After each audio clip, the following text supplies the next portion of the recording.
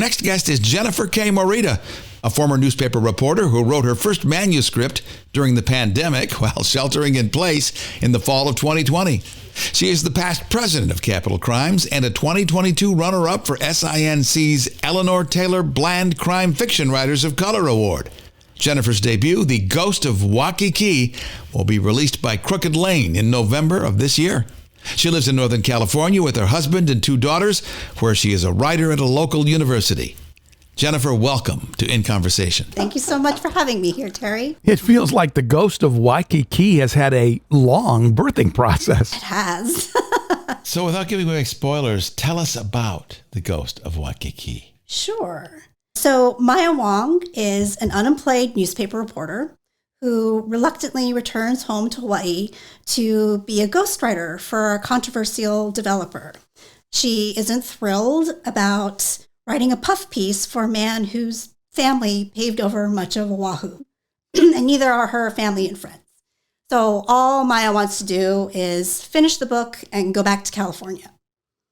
But when her new boss's father dies under mysterious circumstances, she finds herself in the middle of murder.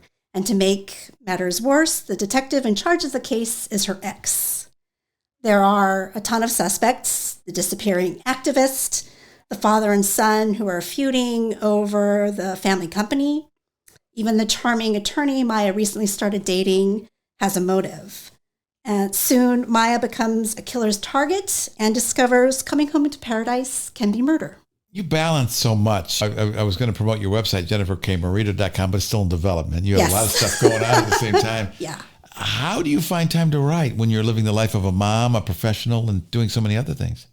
I squeeze in whatever time I can manage. When I'm working, I eat my lunch at my desk so I can write during my lunchtime. I go to work early after I dropped off my kids at school so that I can leave a little bit early and go home and write for a little bit before dinner. And then I stay up late and I write.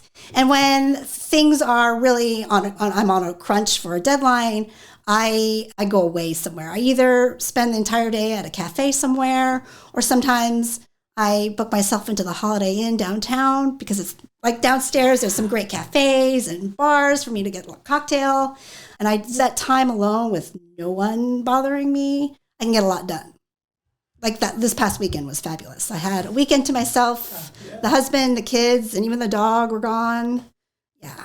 And I got my writing done. And that blows my mind because you don't have time for writer's block. When you have booked a hotel room, how do you write through that? We all talk about writer's block, but plumbers can't have plumber's block. How do you get through it when you get stuck? I don't get stuck, knock on wood, for a long amount of time.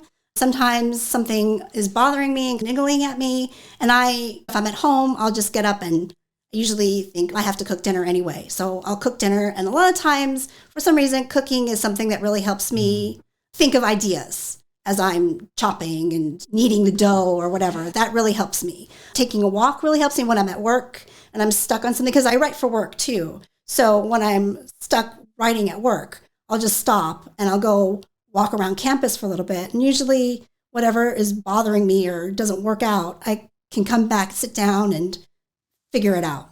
And then I love my Zumba and my hot hula classes. And I feel like you can't really think about writing while you're dancing, but somehow when you're done, the thing that might have been bothering you works itself out and you get a new idea. I think it's mental health. It's also a creative thing too. And so I think that just kind of fuels the writing process somehow. I don't quite understand how or why, but it works for me.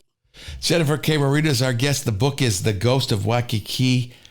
You've been through many revisions on this thing. How do you know when it's done? Oh, I don't think I did. One thing that I always like to do after the beta readers have read it and I'm ready to send it to my agent or to my editor, I love the read aloud function on Word. That helps me a lot. It helps me smooth out those sentences that are a little more awkward, or it helps me find the word echoes.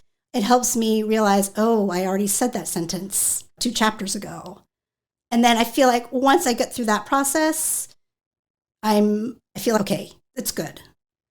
Not to say it doesn't get changed again, or because I did that with Lori, and then we sent it to, then I went through the editing process with Sarah, and then it changed, the beginning part changed quite a bit again. So I think the beginning 2 or 3 chapters have been changed, I don't know, a gazillion times. But each time it has gotten better. When do you know it's done? I don't think I'll ever think it's really done. I will probably, once it's published, I will probably never read it again because I will find things that should have been changed. I should have done that differently. I think that's partly why the revision process took me so long, because I kept tinkering with things. I couldn't let it go. Why do you write? I think it's just something in me that I have to do. I don't think I'm happy if I'm not writing. I didn't realize that for a really long time because I'd gotten laid off from my newspaper writing job. And it was right when I just had my first child. I was really busy being a first-time mom. So I didn't write for like maybe 1 or 2 years. And then I started freelancing. And that made me feel better. I liked that. I found a purpose again. And I didn't do that as much though. And once I started writing fiction, my mood got so much better. It's therapeutic, isn't it? Yeah, it is. It's just something I think I have to do. Whether or not anyone reads me, I think I will just still have to write. Jennifer K. Morita is our guest. We are looking so forward to The Ghost of Waikiki coming out soon in November of 2024.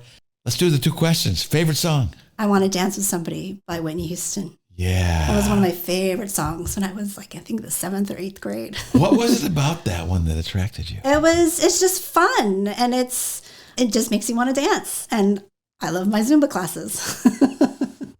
And if you were on a desert island and it could only take one book, what would it be? The Kitchen God's Wife by Amy Tan. Because it's one of those books that you can read over and over again and still find something new. Amy Tan just is an amazing writer. One of my favorites, absolute favorites. Yeah. Have you had a chance to meet her yet? I did meet her. She was one of the writers at, I think it was the first LA Book Festival. I'm not absolutely positive that it was the first, but I was a student at UCLA at the time, and it was on the UCLA campus. And I was really into her at the time. I had read Joy Luck Club. I think The Kitchen God's Wife was out. Her other books hadn't been out yet, and then Joy Luck Club was a movie. And it just really spoke to me. So I was in line hours and hours ahead of time so I could get her to sign my book. And so that's the only way I've met her. I don't know her personally or anything like that. But I do have a picture of her and I together.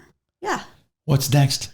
I am currently plotting book 2 of what I hope will be a Waikiki mystery series. I was working on a culinary cozy about a mochi shop in Japantown, Sacramento. But I think I'm going to retool that and save that for another time. I still really love Maya Wong, and I want to stay in that world for a little bit. The Ghost of Waikiki comes out in November. Our guest has been Jennifer K. Morita. Thank you so much. Thank you, Terry. I really appreciate you having me.